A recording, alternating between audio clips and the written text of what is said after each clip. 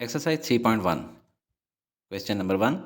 Find the average rate of change of the following functions over the indicated intervals.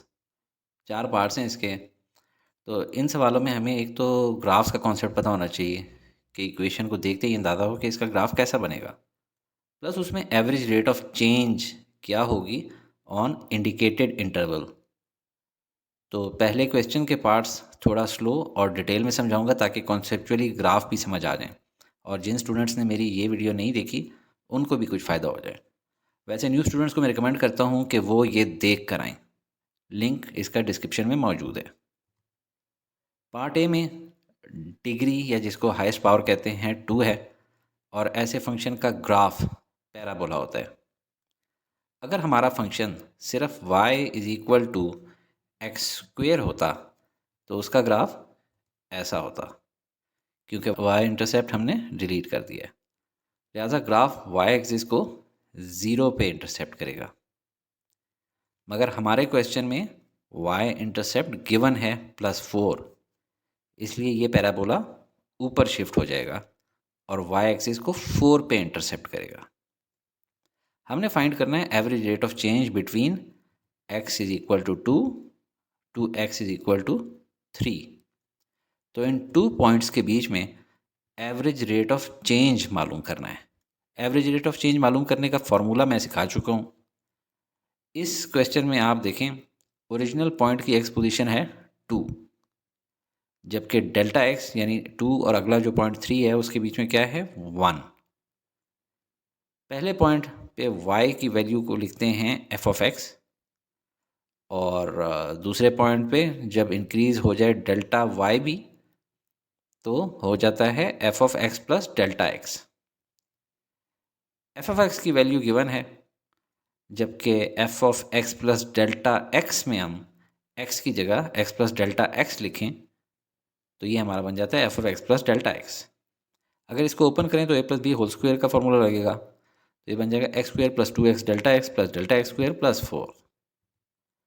तो अब delta y over delta x बनेगा x square plus 2x delta x plus delta x square plus 4 minus, और ऊपर से क्या आ जाएगा f of x की वैल्यू देखें, इस f ऑफ x के अंदर इसको डाल देंगे एक्स स्क्वायर प्लस 4, नीचे डेल्टा x। अब मज़ीद सॉल्व करते हैं। इनिशियल हिस्सा as it is minus x square minus 4 और नीचे डेल्टा x।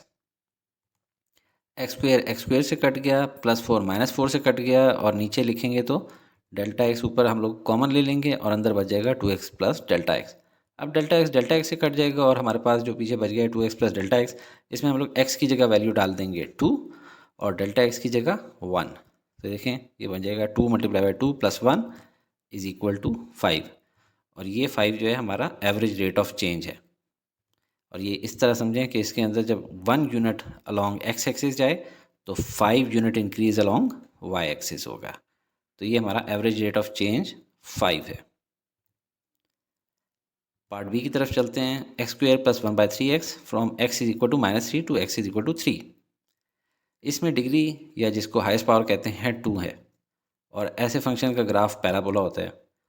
अगर हमारा फंक्शन सिर्फ y is equal to x square होता तो उसका ग्राफ ऐसा होता, क्योंकि y इंटरसेप्ट हमने डिलीट कर दिया है। लिहाजा ग्राफ y एक्सिस को 0 पे इंटरसेप्ट करता है। ऐसे में अगर y is equal to x हो तो उसका ग्राफ कैसा होता है, बिल्कुल 45 डिग्री पे, कि 1 यूनिट अलॉन्ग एक्स एक्सिस जाने पे 1 unit along y axis increase हो। अगर y is equal to x by 2 हो तो इसका हाफ हो जाएगा। y is equal to x by 3 हो, जैसा कि हमारे क्वेश्चन में भी 1/3x है, देखें तो ये y इक्वल टू एक्स का 1/3 हो जाएगा। यानी ओवरऑल आप देखें कि अगर इस तरह करके हमारा इस ग्राफ के अंदर ये पैराबोला यू पड़ा हुआ है तो, और हाथ की ओरिएंटेशन ऐसी है, तो इस लाइन की वजह से ये जो 1/3x है इसकी वजह से हमारी ओरिएंटेशन देखें राइट साइड पे टिल्ट हो रही है। देखें y इक्वल टू एक्स था, इस तरह था, x/2 राइट साइड पे टिल्ट हुआ, x/3 राइट साइड पे। तो ये हमारा ग्राफ जो है ये थोड़ा सा राइट साइड पे टिल्ट होगा, थोड़ा सा, बिल्कुल इस तरह। और शायद इतने बड़े में सही नज़र ना आ रहा हो, अगर आपको यहाँ पे जूम करके दिखाऊं तो शिफ्ट होने की वजह से थोड़ा सा इससे इसके नीचे से भी गुजरा होगा। ये देखें। तो उम्मीद है आपको ग्राफ्स के कॉन्सेप्ट समझ आ रहे होंगे। वापस चलते हैं। देखिए हमें जो रेंज दी गई है वो है x इज इक्वल टू -3 से x इज इक्वल टू 3 तक। तो इन पॉइंट्स के बीच में हम लोगों ने एवरेज रेट ऑफ चेंज मालूम करना है। x इज इक्वल टू -3 ये वाला पॉइंट है, और ये डेल्टा x जो दोनों के बीच में है वो 6 है, क्योंकि 3 माइनस -3 मतलब इस 3 में से माइनस कर दें -3 को तो हमारे पास 6 आ जाता है, जो कि डेल्टा x है। ये है y पॉइंट, क्योंकि पहला जो पॉइंट है x, तो ये y पॉइंट, इसको कह देते हैं f ऑफ x। और फिर यहाँ जब x से डेल्टा x इंक्रीज़ हुआ है तो यहाँ से ऊपर जो जा रहा है वो डेल्टा y इंक्रीज़ हो रहा है, और इस पॉइंट को कह देंगे f of x plus delta x। F of x की वैल्यू हमें गिवन है, वही जो y की वैल्यू है x² प्लस 1/3x, और F x plus delta x में हम लोग हर वो जगह जहाँ पे x लिखा हुआ था वहाँ पे x प्लस डेल्टा एक्स लिख देते हैं। हमें given average rate of change का फॉर्मूला मालूम है। अब हम लोग निकालते हैं delta y by delta x। तो F of x plus delta x की जगह ये सारी इक्वेशन लिख लेंगे, माइनस और x² प्लस 1/3x लिख देंगे एफ ऑफ एक्स की जगह पे।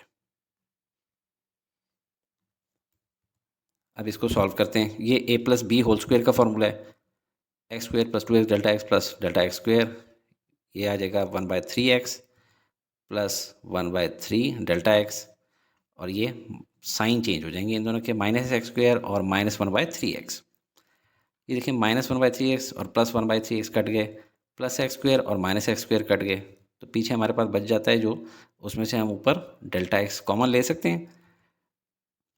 हैं, और अंदर क्या बच जाएगा देखें 2x plus delta x plus 1/3। अब ये डेल्टा x इस डेल्टा x से कट जाएगा, और अब हम इसमें वैल्यूज़ डाल देंगे। देखें x की वैल्यू क्या डालेंगे -3, और डेल्टा x की वैल्यू क्या डालेंगे 6। तो डालें 2 multiply by -3 plus delta x की वैल्यू क्या है +6 प्लस 1/3 एज इट इज़। अब ये देखिए ये 6 है, और ये 2 इंटू -3 भी 6 है, तो ये दोनों आपस में कट गए, हमारे पास पीछे बच गया 1/3। तो ये 1/3 है delta y over delta x, जो कि होता है average rate of change. Part C है s is equal to 2t³ minus 5t plus 7, और इसकी जो इंडिकेटेड इंटरवल है from t is equal to 1 to t is equal to 3। इसमें जो डिग्री है जिसको हाईएस्ट पॉइंट कहते हैं वो है 3। अगर ये इक्वेशन हमारे पास जो होती है वो सिर्फ 2t³ होती, तो क्यूबिक फंक्शन का ग्राफ कैसा होता है, ऐसा, क्योंकि नेगेटिव नंबर्स का क्यूब भी नेगेटिव होता है। तो on left side of zero on x axis graph lower side पे जाएगा। देखें पॉजिटिव साइड पे तो क्यूब पॉजिटिव आ रहा है, लेकिन किसी भी नेगेटिव नंबर का क्यूब नेगेटिव होता है, तो वाई साइड पे वो नेगेटिव जाएगा। मगर हमारे क्वेश्चन में -5t भी है, ठीक है। ये तो हमने सिर्फ 2t क्यूबिक फंक्शन का ग्राफ होता तो ऐसा होता, लेकिन -5t भी है, तो इसका ग्राफ प्लॉट करें तो कैसा होगा। देखिए ये नेगेटिव स्लोप साथ में लगाया हुआ है। -5t का मतलब है कि अलॉन्ग t एक यूनिट जाने पे नीचे कितना जाएगा 5 यूनिट्स, ये है -5 का मतलब।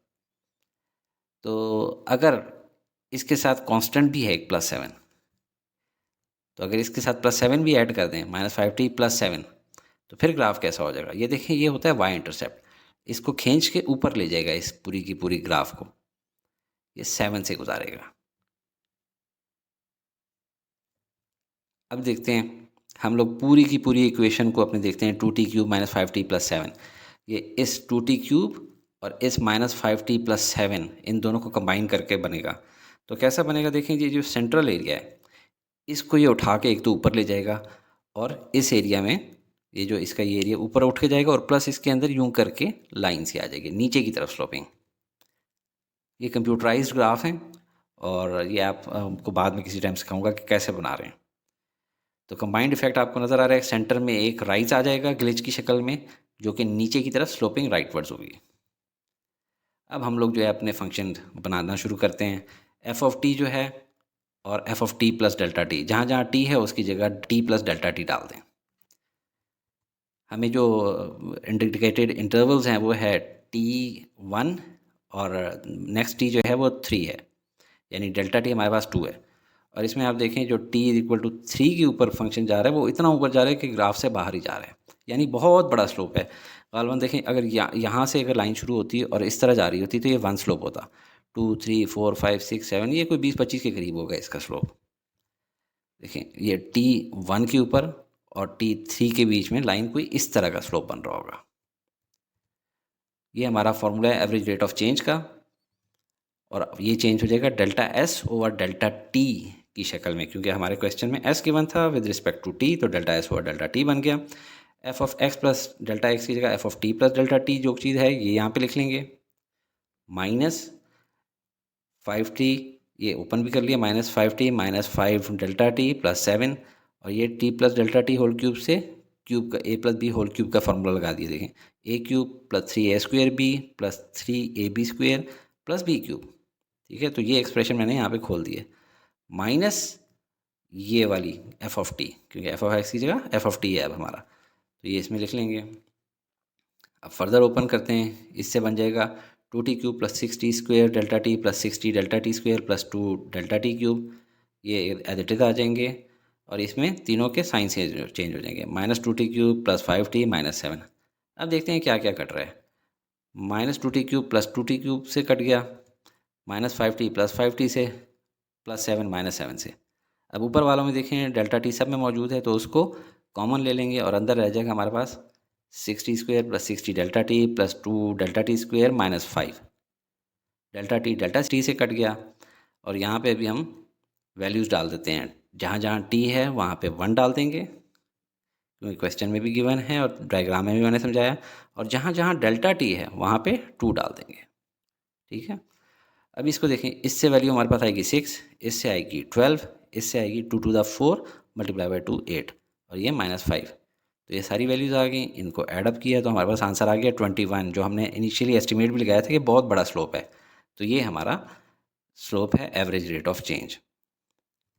इस क्वेश्चन का लास्ट पार्ट करते हैं, D H is equal to under the root 2t plus 4 from t is equal to 8 to t is equal to 8.5। इसमें डिग्री है जिसको हाईएस्ट पावर कहते हैं वो स्क्वायर रूट है। याद रहे, नेगेटिव नंबर्स का स्क्वायर रूट पॉसिबल नहीं होता, इसलिए ग्राफ y एक्सिस के राइट साइड पे ही ड्रॉ होगा।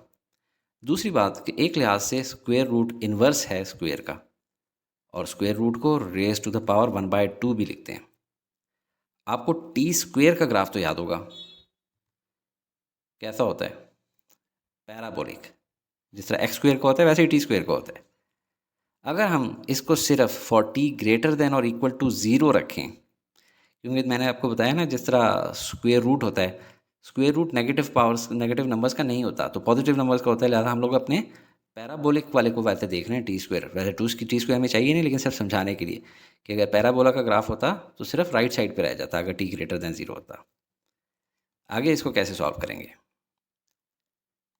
अंडर द रूट टी का ग्राफ बनाएं तो वो इसका इन्वर्स होगा, क्योंकि मैंने बता दिया कि जो स्क्वायर होते हैं उसका इन्वर्स होता है under the root.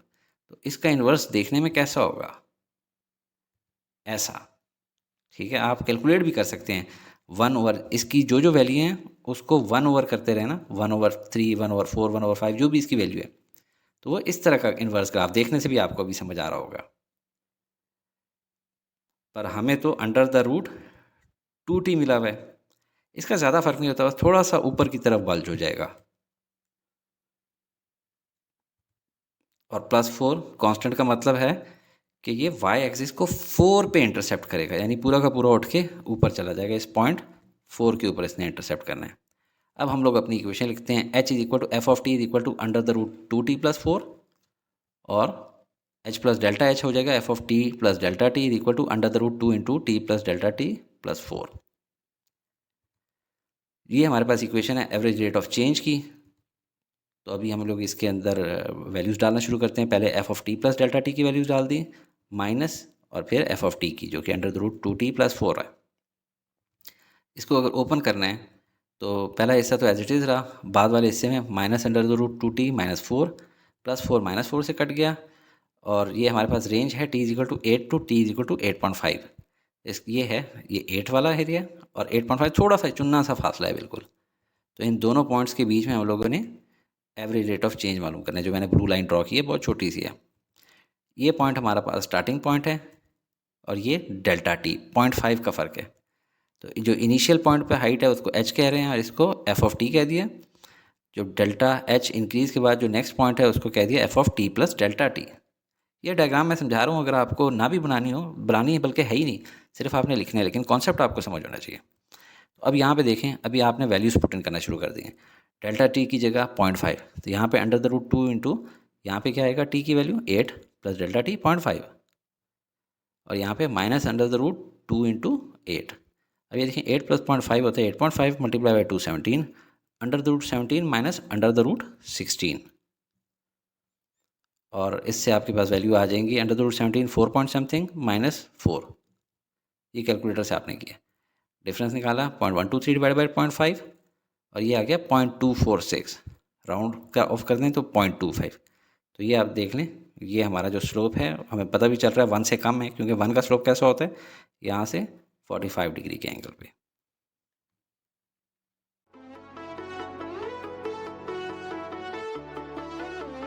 Study with me, a learning experience.